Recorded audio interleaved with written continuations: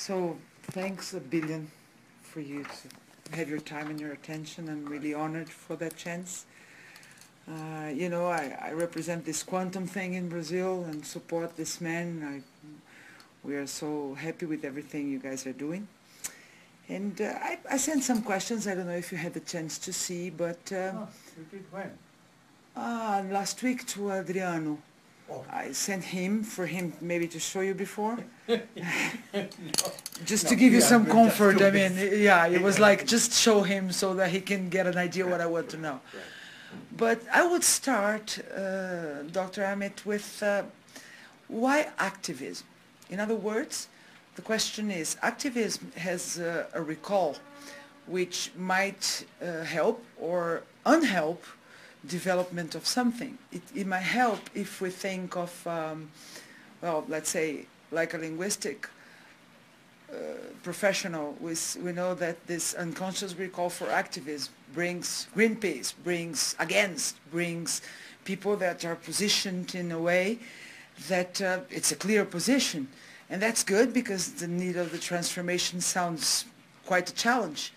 But on the other hand, wouldn't it make our lives difficult or harder for average people, for higher society, or for many of the business people I am going to talk to, because we are putting this into companies? Why activism and not another term? Well, the idea of spirituality has always been to try to be in the state of being. Spirituality has always insisted that in being we invite a greater consciousness in us, and now we understand that to be the interconnectedness of what in quantum physics is called non-local consciousness. So the state of being is the idea that spiritual transformers, if I can use that term for masters who wanted people to transform, they have used. Slow down, meditate. These are all ways to induce people into a non-ordinary state of conscious being in which there will be a lot of unconscious, because thoughts will slow down, there is not so much quantum collapse of events, and in between you are unconscious, and that's the state of being which helps us to be like spiritual. More like going to the enlightenment stuff than to the transformation stuff. And the transformation of the world, which requires much more doing. So the idea came to me because one of the things that I have learned from the beginning when we developed a quantum theory of creativity, that in creativity, do and be both are important. I call this process do sometimes to make fun of it. Because, you know, we don't take anything too seriously. So you have this do, and then quantum activism starts making sense, because it's the same thing again. Quantum activism, quantum consciousness is about being, and activism about doing, so the two put together made a lot of sense from this perspective. Mm-hmm. Definitely. Yeah, we signed do. Should quantum activists write their quantum activists in their business cards? Yeah, why not? When the movement becomes clear.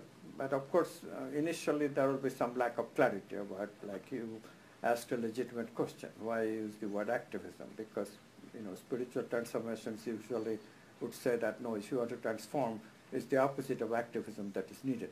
But we are in a peculiar circumstance, because we are saying literally, quantum physics, the new science, is saying literally that both the world and the and consciousness in the unconscious, which is no activity at all, both are important. So you see, if both is important, then you emphasize both in a certain way. So these are just attempts of doing exactly that. Quantum activism is the main goals are transformation of yourself, but also transformation of the world. So emphasis on spirituality, but emphasis is also on evolution of the world. emphasis is on personal goals of spirituality, but there is also an evolutionary goal of spirituality, which is to transform the world and bring the archetypes not only in yourself, love, beauty, justice, and all that, but also in the world. What special comments would you have regarding the business world? Let me put at this point that Steve Jobs just left Apple. He's got this illness in his pancreas, which recalled us about the chakra thing and the way energy goes. I have an aunt, she's 101, and she's just healthy as me. So I said, well, but she lives in Rio de Janeiro in a beautiful beach. She didn't transform the whole technology and the whole communication in the world. So how could an idea of high-level realization, manifestation of business, of things and development and technology be related not to the materialist science so deeply that somebody gets sick? I mean, I am assuming that this sickness has to do with the way of dealing with the whole thing. But in the other hand, I have 10,000 followers that are in business, and they want to do the best, but they want to see themselves. They are seeking for this light or for this self-knowledge. And we have this approach which, you know what, doobie-doobie-doo, we sign this on you. Doobie-doobie-doo, we are quantic activists, and we sign this for a while, and then sometimes we explain. So coming back to the point, organizations don't want to go bankruptcy. Some people, yeah, communication makes a very big point on that, on the creating involvements, which if it is doobie-doobie-doo, you're not going to lose a thing. But yeah, companies are companies. What specific comments or inspirations could you give us in the business world that we could take into consideration for this job? One is pure inspiration. Business world, through recognition that consciousness is the ground of being, immediately gets an enormous relief that material stuff that is gradually running out of gas. You know, what I mean is that innovation in material arena of things is gradually decreasing. It's not a question of people are just not doing it. People are as creative as ever. That's not the issue. The issue is that the material arena itself, the idea of considering, you know, material innovation forever continuing, this idea has to be given up. Already it's limited. Already we are seeing that much of materials research, really, if defense industry didn't exist, businesses would be helpless already. If defense industry doesn't exist, much of the research that we call research in the material arena would fall flat. There's just no place to go. No place to go. Only defense keeps them alive. So communications, of course, computers, cell phones, everybody likes. Yeah, exactly. How far can you go with computers? We already have enough for carrying out things that we need. Really, how far can we go in this demand of faster, faster, faster? It's already very fast, much faster than most people can use, right? So what I'm saying is that this is limited. Eventually, this won't go on, cannot go on. So how do we run economy then? Economy is hooked into expansion. We got to expand or we get into this recessionary period that we never can get out of. So you see the problem? So businesses can really exhale a huge sigh of relief that there is new arena of business productivity in the offering. Because as soon as you realize consciousness is the ground of being, we also realize that not only the mental, not only the material, but also the mental can be within consciousness and can be possible worlds. So like Carl Jung used to say that there are 4 different kinds of experience and we have 4 different kinds of personality which emphasize these various experiences. Not only we have sensing for the physical and thinking for the mental, but we also have vital for feeling and we have intuition for the archetypes, like love, beauty, justice, those things, values. So 4 different worlds and 4 different arenas of economic activity. Why do we restrict ourselves to the material arena of businesses? Businesses can be about vital energies that we could feel. They could bring alive things such as food and nutrition and medicine, which we already do partially, even perfumes and fragrances and cosmetics and many new products. You know, I was just talking with a businesswoman and a businessman, having lunch with them, and I was saying that there is just so much scope. Even a house, how we build a house, how we live in a house, vital energy has a component to contribute. So technology, vital energy technology, vital energy is the energy we feel. Let's not be confused. It's not material energy. It's the energy of vitality that gives life its meaning. Vital energy technology is going to be the central technology, central expanding technology, the frontier of 21st century. This, when the businesses realize, they can relax. They don't have to run out of innovative ideas because they are going to run out of material innovation. But vital energy, enormous scope of innovation. Enormous. New frontier. In what directions, let's say, about products? Well, so the products will be somewhat different. Some of the products will be the same. Like, you know, the food is big industry in material arena. Health is big industry in material arena, 16%, that's huge. Health, yeah. So cosmetics, perfume, these are big industries. Not as big as health, but, you know, relatively quite big. Housing, aesthetics, big industries. Not so big compared to, of course, you know. Remember, we accept the fact that as the world evolves more and more, defense will no longer be a viable industrial outlet. Industrial? Outlet. It has to be accepted. Weapons making is going to be archaic very soon. Well, how soon, nobody knows. Many people expected after World War II we have gotten rid of war, but unfortunately Cold War continued, huge weapons expansion, and now the wars continue.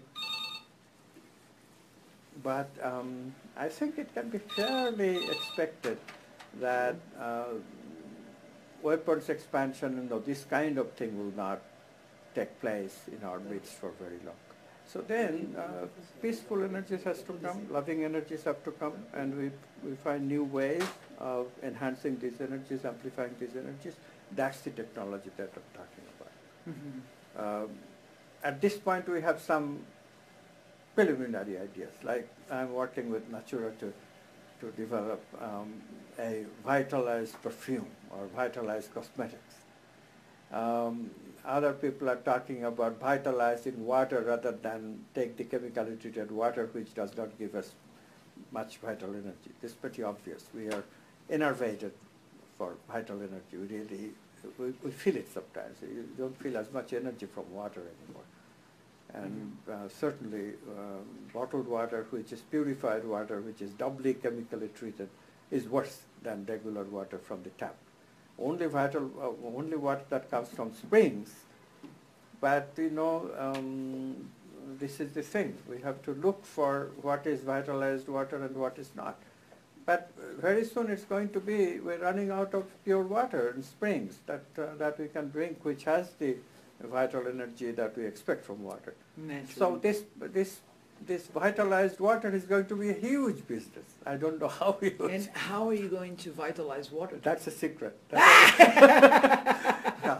have an I am idea. in your room. You're going to keep secrets from me? Our relationship's not beginning quite well, doctor.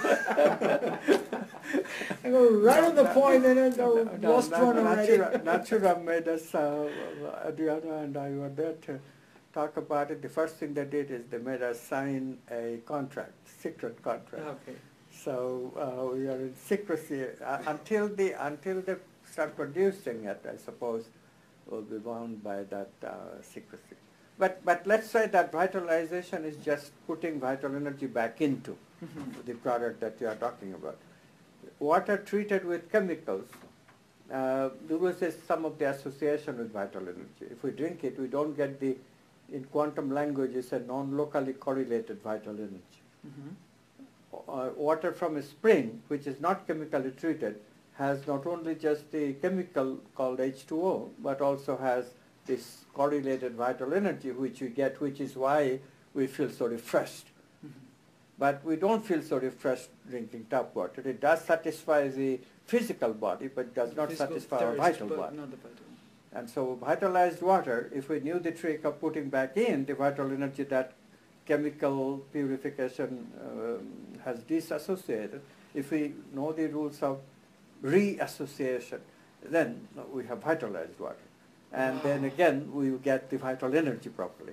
Now imagine how big an industry this would be, because we really have ruined drinking water problem. It's severe, Unless you live very high in the mountains, and the pollution is now so bad that, cities like Sao Paulo, you have to take chemically treated water. Where are you going to find spring water here? Well, let me offer myself, if there is any kind of meditation in that process, I can go there and do it for you guys. I'll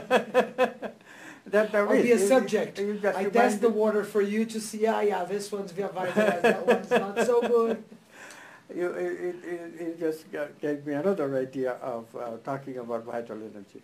Meditation. Like, in the olden days, when we take food, we bless it, right? Meditate on it.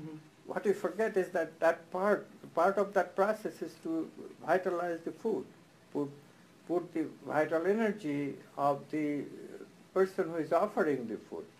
That's the blessing. The blessing is, usually that's why the householder, whose house you are taking the food, the householder gives the blessing, which is that let my vital energy be nutritional to you. That's the whole idea. So these vital energy aspects we have forgotten. And suppose we made a ritual of always putting good vital energy, and we don't necessarily have healthy vital energy, all of us, but suppose we have people that are available. Every restaurant has a vitalizer, good vital energy, Tai Chi master. And so every food that is served, he comes and blesses the food with his vital energy. Wow. Isn't that right? So this is what I mean by conscious economics, spiritual economics. This is what is going to change the world. Because not only you are getting vital energy, but in the whole process you are becoming more whole. You are becoming not only a whole between different parts of the physical, different organs, but you are also being whole with the vital that goes with every organ. Yeah, it makes all sense. Thinking about average East business people from America, Brazil, Australia, maybe some of Asia, talking about that, looks like this is something for the Western and for the mystics, and what they're talking about, they're not doing. I mean, we've been feeling this change, and I'm in this move, but I'm trying to make the otherwise talk like. No, you're right. I mean, this seems so bizarre. Yeah, because it's like, what? We're going to have vitalizers in the restaurant or like a business? Yeah, it seems so bizarre, but suppose there is an instrument. We are now in possession of instruments that can measure vital energy. We're scientists. So suppose we bring this instrument and take the vital energy of the food that you are eating, and then it is blessed and the readings are taken again. And suppose the instrument actually tells you that the vital energy is now good. Then what? So what we're saying is backed up by this is what I mean by technology. Not only will produce, let's say a guy wants to propose to his girlfriend this marriage thing. And suppose you have the technology to, for the girl to actually, okay, you are proposing marriage to me, you love me, let's see if you love me. And the girl takes this instrument near the heart chakra of the person, the fiancé, and actually can check if the love is real or not. My mother would do that with those little things. My mother. Yeah, pendulum, right. No, but they are not funny. That is the thing. No, yeah. We now know that the science behind it is really workable science, because of it is it's sensitive to the vital energies that really do change when we lie. And this sensitivity is captured in the fingers, in the skin, which then gives very subtle movements, which moves the pendulum this way or that way, if it is true, or doesn't move if it is not. So it really is kinesiology, which was discovered some time ago. These things one can make fun of, but when one realizes the science behind it, which no longer would make fun of it. Mm-hmm. But the instruments that I'm talking about is even going to be much more sophisticated and much less subjective. They're going to be purely objective, so you can really trust it. This is the thing that makes not being bizarre anymore. Right. I mean, I agree. I mean, I myself laughed at pendulums a whole bunch, but in my time.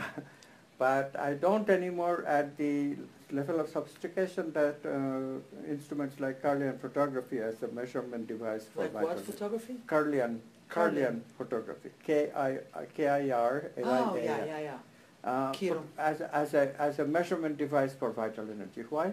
Because there is a guy named Dr. Chauhan in India who takes Kirlian photography of the heart chakra and can tell very early signs of breast cancer in women.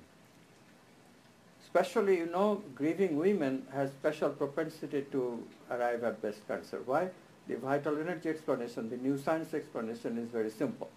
What she is doing is she is blocking heart energy. And the heart chakra is the location of the thymus gland, which has the capacity of, that's part of the immune system, which has the capacity of killing off potentially cancerous cells. So if vital energy is cut off, then immune system doesn't function. Undefended. Yeah, and you cannot defend against these abnormal cells that are continuously created in our body. So it's so dangerous.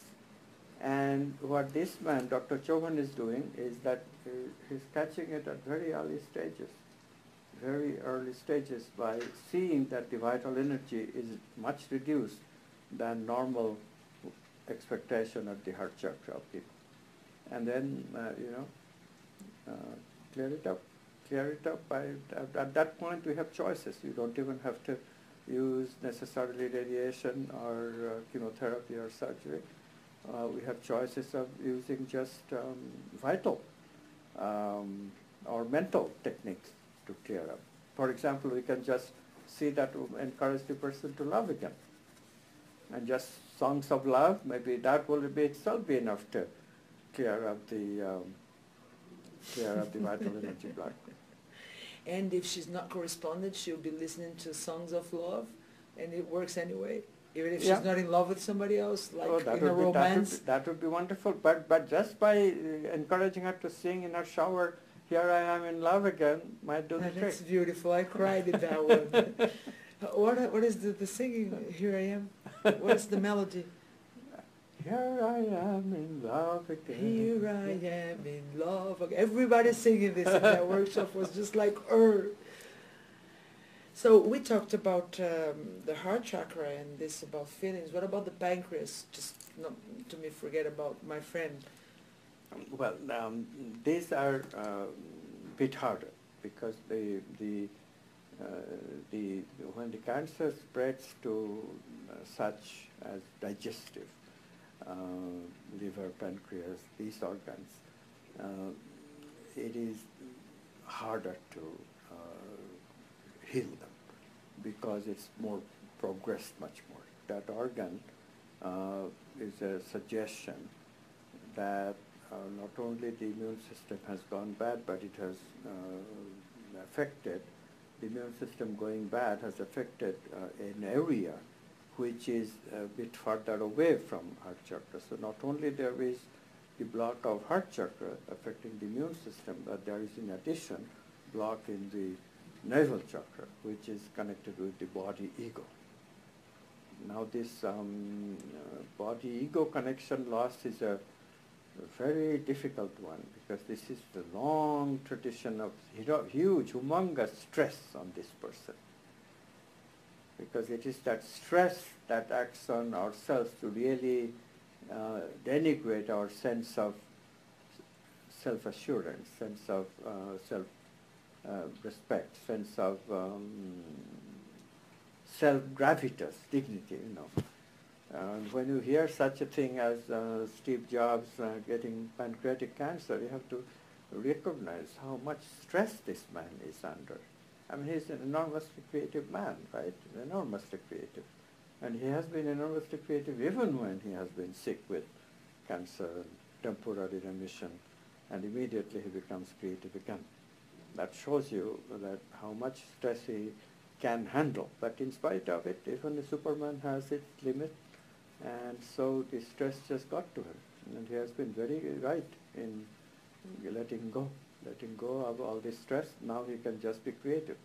Chairman of the board of Apple company is an ideal position for a visionary man, but he doesn't have to be CEO, not only to vision, but also carry out the vision, which is a lot of stress. That he should not have undertaken. I've heard about pancreas, or studied or read or something within clinic experience that has to do with sugar and diabetes in one hand, or hypoglycemia in the other hand, and it's like lack of sweetness and not wanting to hear nobody, like being too much by oneself in one hand, or listening too much to other people if it's hypoglycemia. I know this is only one level of No, this is just a material level. Material level, pancreas's function and part of liver function, of course, is connected with diabetes and hypoglycemia and all this stuff. Yeah, okay. That's all true, but it's only the material level. Mm-hmm. In the vital level, it's a different story. I mean, it's the same idea. It's the digestive system that is gone awry. But what happens when the digestive system goes awry to our feeling of ourselves, feeling of identifying with the body? That's why we become weak. And so when that happens, then we lose the self-assurance, the self-security that we have. We're not so secure. Deeply and secretly, maybe deeply? Well, I'm not doing my job is a deep insecurity, right? When we are too much under stress, what happens? We feel that constantly. I have felt it myself. When there is just too much, what happens is that the stomach chakra becomes unsettled. So immediately you know, because the feelings that come is that little thing disturb you. You're not adequately doing the job. Mm-hmm. That's the feeling.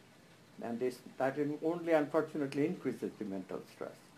And it is just more mental stress, more feeling of insecurity, and so it becomes a vicious circle. How do you end it? The only way to end it is relax. Give it up. Give up all the stress. Go to Bali, give it up. Yeah, go to Usa Bali. aquela câmera, por favor. Go to Bali is a Go very to good Bali, idea. give it up, please. I go to Bali working. Oh gosh, no, don't do it. So just a hook for technology, as we are talking about dear Steve Jobs. Those thousands of young people, Y generation and blah blah, are online all the time, Twitter and Facebook. And I've just bought that book of technology, like Consciousness Through Technology, wrote something like a foreword or something. But the issue is, it looks to me like vicious, a drug, like waiting for the next Twitter, little touchings with Facebook. I have a company that works in technology as well. But it's like, is that a way? Are we really connecting to each other, or this generation, which is young people just there, going far from, because that's like next popcorn, and it's popping there.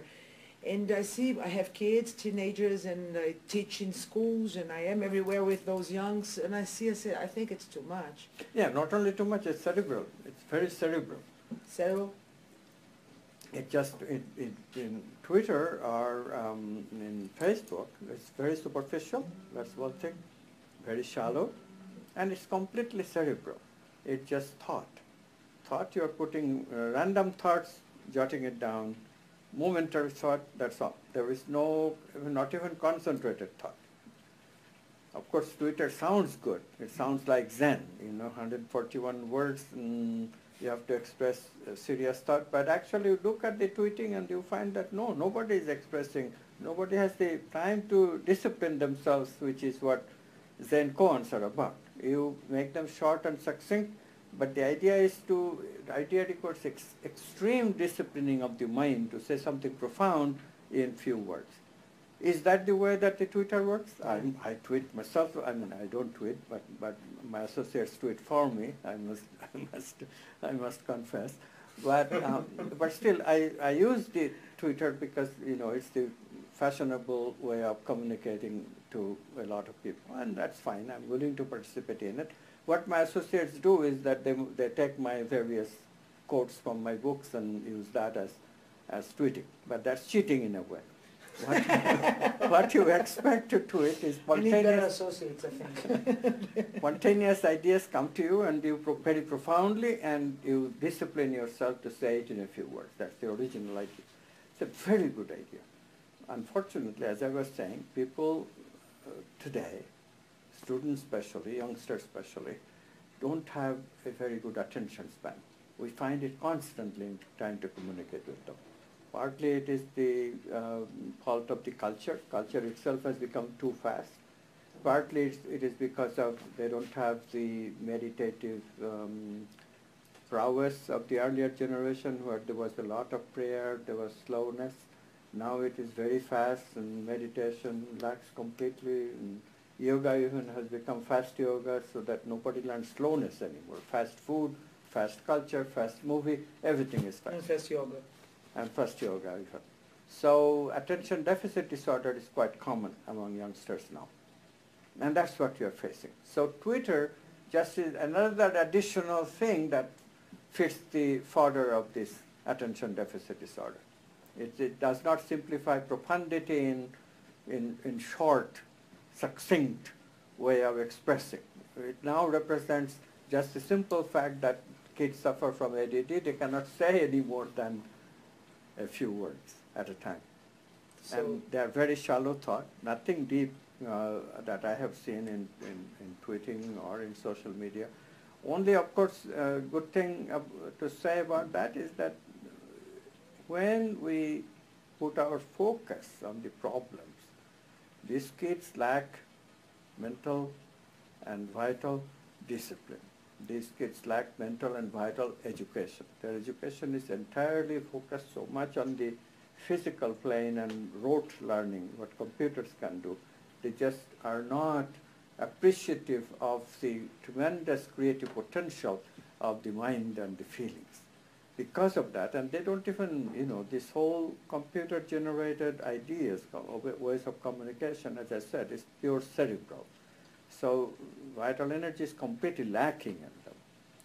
So if we bring them back the wonderful pleasure of vitality, the wonderful creativity of having vital energies associated with mental thinking, I think they will change.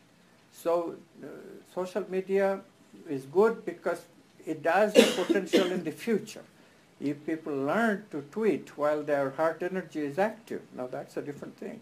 I think tweeting can be done with enormous emotive capacity. I think Facebook can be used in a much more evocative, creative way than it is being used now. So I'm not giving up hope on them, and that's why I participate. But at the moment, the way this is happening is that a sad reflection on our kids, sad reflection on the machine culture. And the way out is to influence the use of it to go to that direction. Yeah, of course we have to, first priority is first priority, which is we have to change our worldview, bring consciousness in our worldview. Okay, I have two more quick themes that I would like to... Since we went to the heart chakra and the love affairs, I want to know about love and sex. Brazil is a very sensual culture. We are very affective. And in one hand, this is a subject of interest. In the other hand, we've been watching the rise of homosexuality all over the world. Some people describe me some experiences with crocodiles, saying that some chemical stuff, I don't know where in the water or what, had made a change, and that could be influencing even the physical body, blah, blah. But it's an issue that the freedom of expression show it up more. But the question they bring to me is, and I would love to listen your view about it, what's going on that homosexuals are growing bigger in all cultures, especially in Brazil? We have the biggest gay parade in the world. It's like... I didn't know that. Yeah, in Avenida Paulista here, we are the #1 gay parade. It's a party that takes us like 24 hours, and gays from all over the world come here and they make a big, huge party. So more male gays I'm talking about. But in the party there are females too, I guess. It's a gay party, but the male gay thing is growing bigger. Is there a reason, or how do you see that in terms of sexuality? I really didn't know that. I mean, I thought it's more or less a 10%, and that's pretty fixed for many, many years. But you're saying that there really is a change in the percentage of gay people? Yeah, there is. I don't have precise numbers right here, but there is. There are numbers about it, and the perception is huge. No, that could be just the coming out. I mean, it's fashionable now to be gay. This is the time when gays are being liberated, so to speak, because that they can say publicly that I'm gay and it's okay. And it is okay, by the way. I mean, you know, it is a orientation that arises, I think, from mainly reincarnational lack of adjustment to reincarnation in the wrong body than the expected one. Suppose you were a female the last incarnation, and then by accident you became incarnated in the male body this time, but in your heart you are a female. So, you know, naturally this person would look for a macho male who would be the right person to have a relationship, just as a female would if he were born as a female. So transsexuality is a huge sacrifice, because then this person can never have a child. Short of making that sacrifice, of course, one opts for the homosexual option. And so it is completely part of the way we are designed. So it's part of the this kind of mistake of transition of one incarnation into another will take place, will happen occasionally. So it's part of nature, and therefore we should never condemn homosexuality. We just have to recognize that it is part of the natural way that things happen. But that being said, the point is that there is nothing great about the homosexual situation either. For example, unless we relax the situation a whole lot, and even if we did, even then, not being able to hold a baby in one's body, as would happen if a lesbian would be strictly a lesbian, that is a tremendous sacrifice for a woman, because the woman has an enormous opportunity of being truly non-local with a baby, by holding the baby in, you know, for 9 months. Just imagine. I cannot imagine because I'm a male, but I'm forced to make this sacrifice. The woman is making this sacrifice volitionally, and that would surely create a conflict between the maternal instinct, which is in the brain circuit of the woman, and the physical situation, which is that by the reincarnational maladjustment, she's stuck with the desire to be, not to seek a man, but to seek a woman in this incarnation. So you see what I mean? It's just a matter of some problem that we have to, they have to solve. So it's not a panacea of solutions. It's also a panacea of problems, being unusual in that aspect. So I'm all glad that it is coming out in the open, because now we can talk about this problem of being homosexual and perhaps solve it. Before, they were so busy hiding that, of course, there was only more complication. And for the man, the same thing about the children. Well, for the man is forced to make the sacrifice. So at least the man is not making this sacrifice in a forced kind of way. It's already there. I mean, man's body means that you cannot hold a child in your body. Anyway, you don't have that particular experience, but you don't have that particular intention either, because you know it already. So you don't have that mismatch of your instinct, which is to have a child in the body, and your other instinct that no, I cannot, I'm not attracted biologically to a man.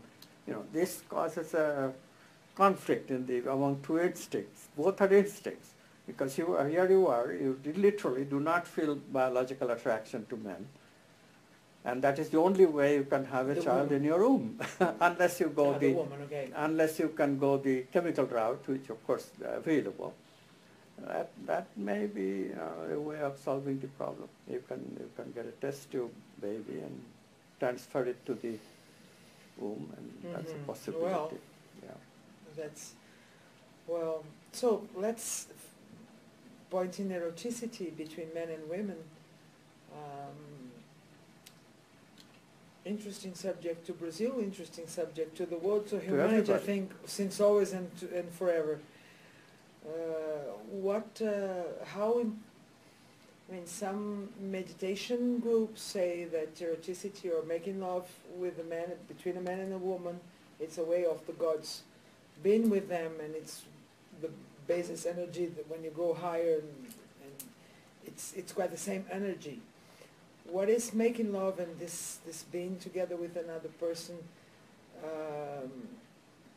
forming the question, has to do with this possibility of vital energy and yourself and to love the other. What is your perception about this? Well, the new science is telling us a lot, because it sort of explains the different chakras.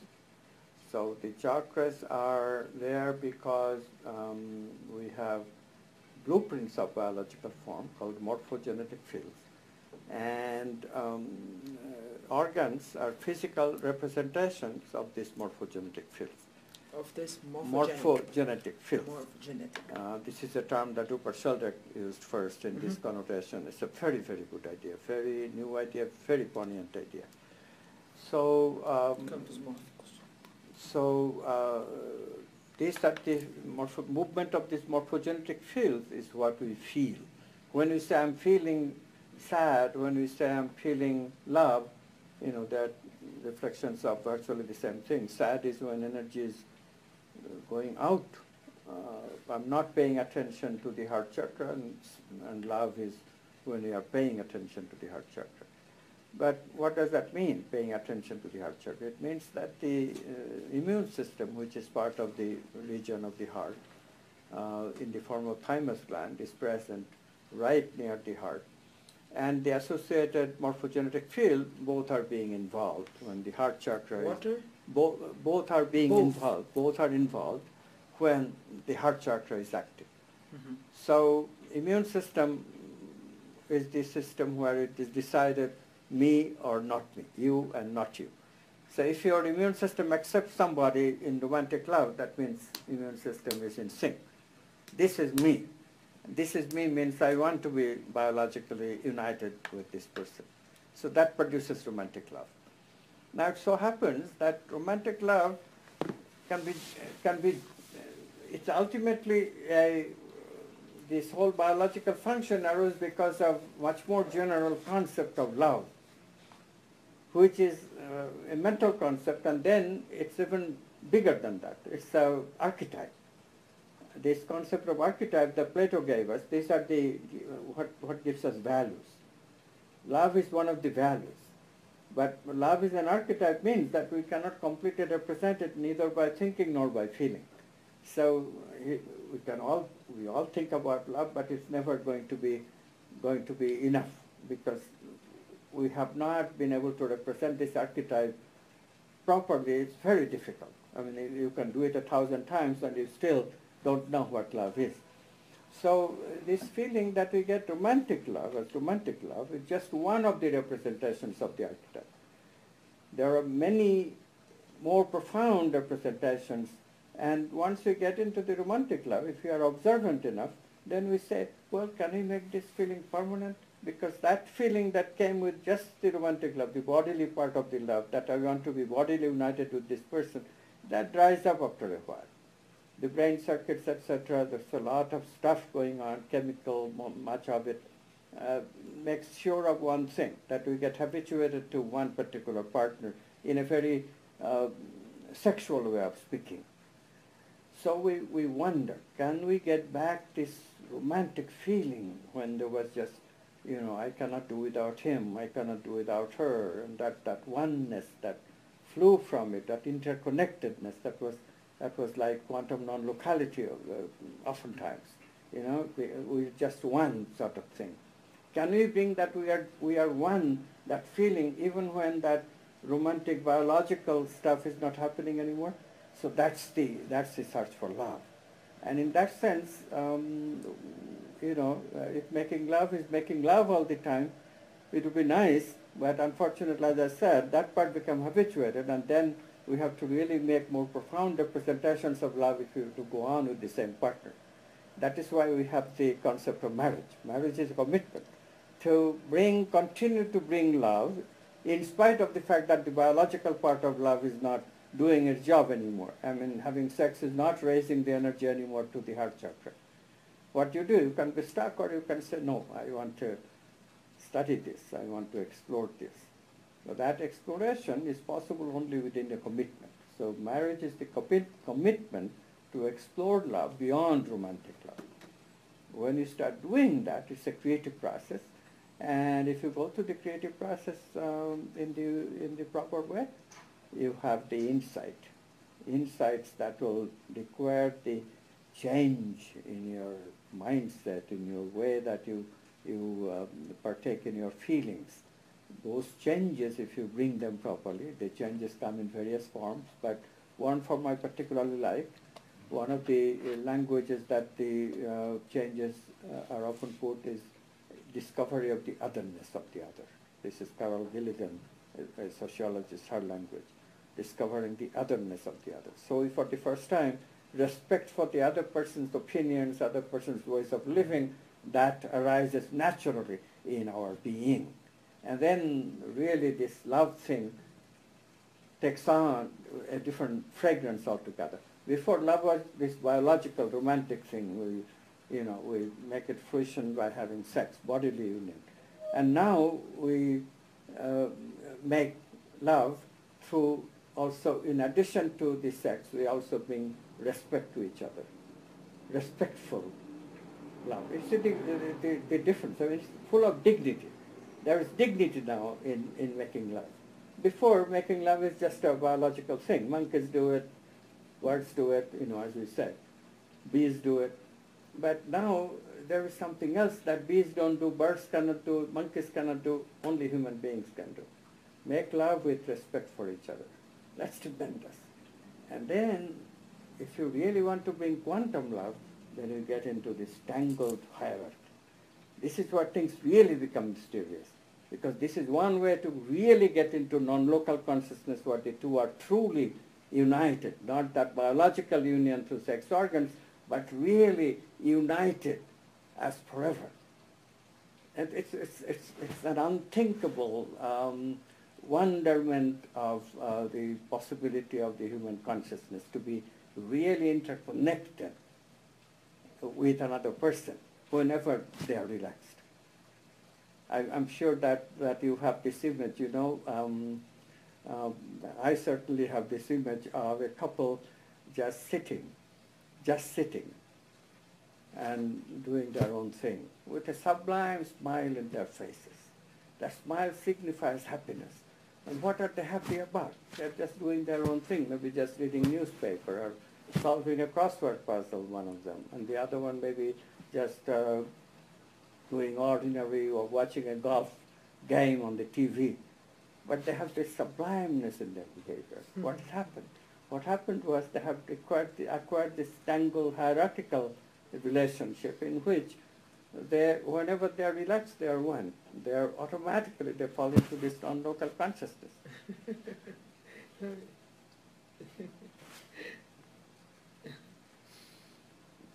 I've been with Uma Krishnamurti. How long have you been married to her? 13 years. 13. 13? Mm-hmm. Yeah.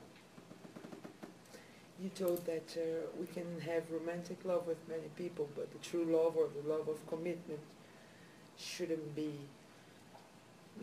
messed around. I don't know. I mean, are you saying that we should be married to a person and be loyal to that person and not have other affairs out of marriage?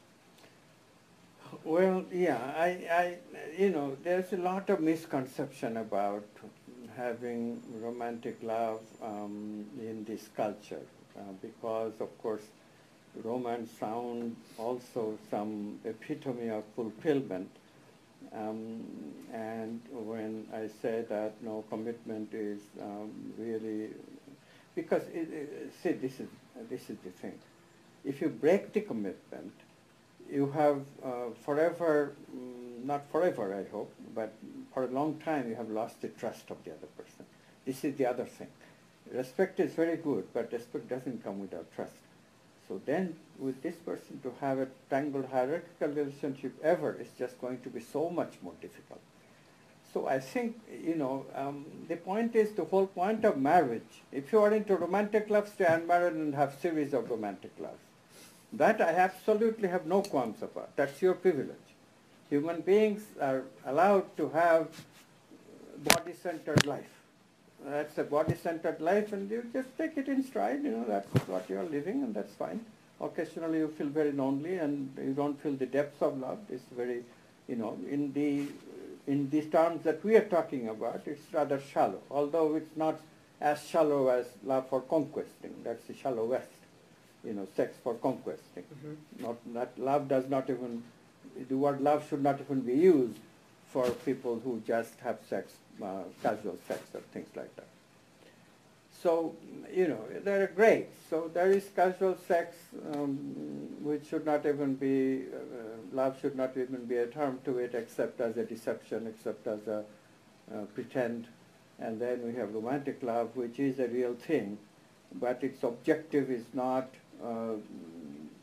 permanently fixated at that stage. Objective is to elevate us so that encourage us to marry, get committed, and then really start the adventure of finding love as archetype, not even mental, but archetype. So when you have that kind of adventure in your potential, who wants to be satisfied with just a series of romantic loves? I mean, the point that we have to recognize is that that level, although human love has this potential, but when we are using just the level of sexuality at that, moving on from one to the other, and not satisfying the potential of this experience of making love, I wonder if we would remain satisfied forever. Because satisfaction is a very funny thing. Although romantic love will temporarily satisfy, certainly, but you cannot just spend the whole day having sex, right? So when you are not making love, or using sex to make love, that's the right way of using those words. Making love, why do we call it making love? Because we use sex to make love. Mm-hmm. But how many times can you have sex during a day? The rest of the time you have to live with yourself, and then that means that going into the other chakras, and those chakras also have to be satisfied.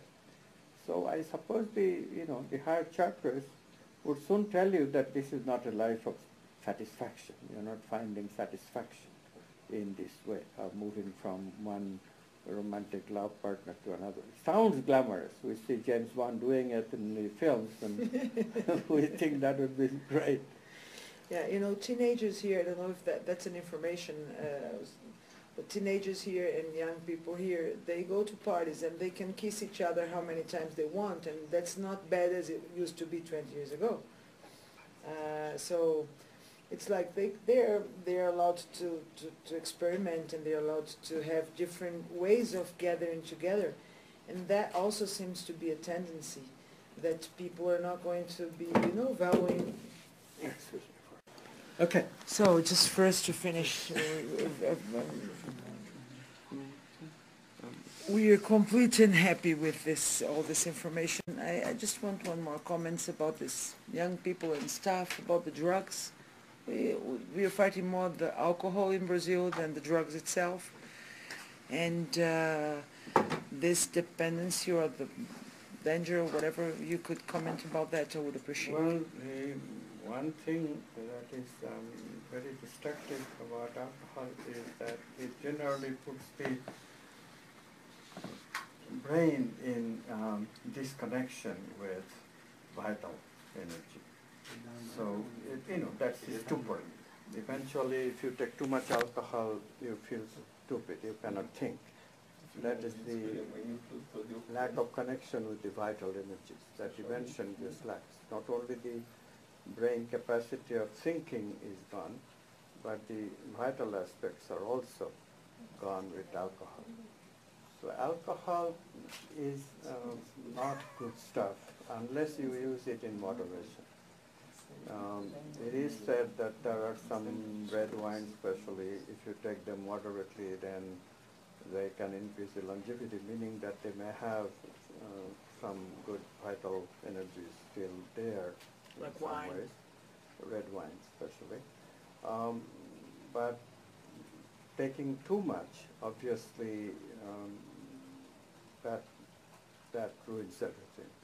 Obviously, then increasingly the brain becomes detached from not only mental thoughts, but also vital energy, signified by the fact that confusion, which is when you cannot attend to the third eye chakra anymore, then you have complete lack of clarity, which is confusion. And what is the main signature that you were drunk, which is that you're confused about everything, you cannot figure out what is what. So kids just should know that to knowingly begin enjoying those states of consciousness is just ultimate of stupidity, because lack of clarity, if you want to make lack of clarity as part of your life, I mean, who would do that knowingly? I'm telling you, this is the truth. I'm telling the young people that this is the truth. The new science has no doubt that these chakras are real stuff. One should keep these chakras open. Anytime we take too much alcohol, we close off the third eye, the eye of clarity, intuitive domain of our life. So which would you like?